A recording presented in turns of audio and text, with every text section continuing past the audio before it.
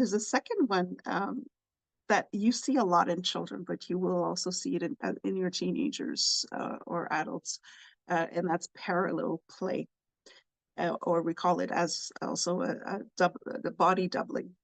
So parallel play in this case is not like what we would see in a regular developmental stages of children, where toddlers will, it's part of their social development, where they will start to parallel play. They will be playing with other children, but not with them, just side by side playing, maybe with the same toys, but not actually interacting. This is not quite that, it's similar, but for neurodivergent people, it is just a little different in that term.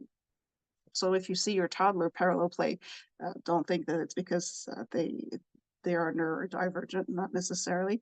It's part of the social development.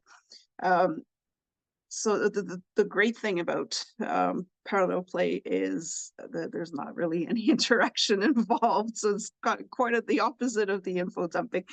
So you're being alone together.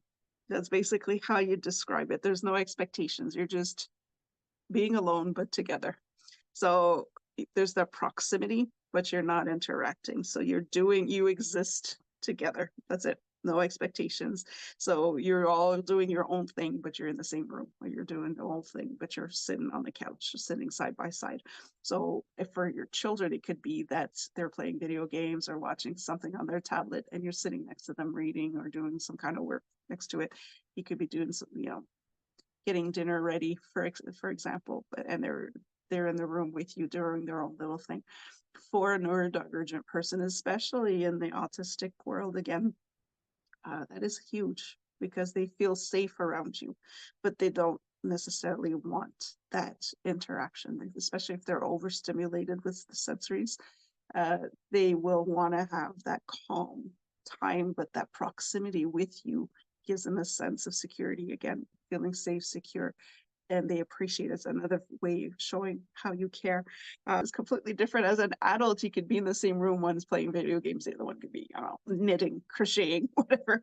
You're not talking. One could be listening to music with earbuds on. You could be side by side, but you're just coexisting together. And it's just really nice no matter what happens. You don't have anything planned. You just go with the flow. You do your own thing. And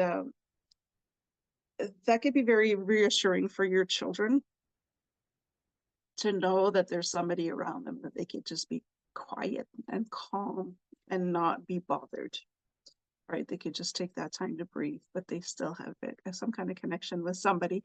It's also a great way to find out, especially for children on the autism spectrum, it's very difficult to make friends at school. And at school, we were always pressuring the students to make friends with their classmates. So this is something that you can use in terms of parallel play. Use that to your advantage to find out how well your child is being integrated into the group.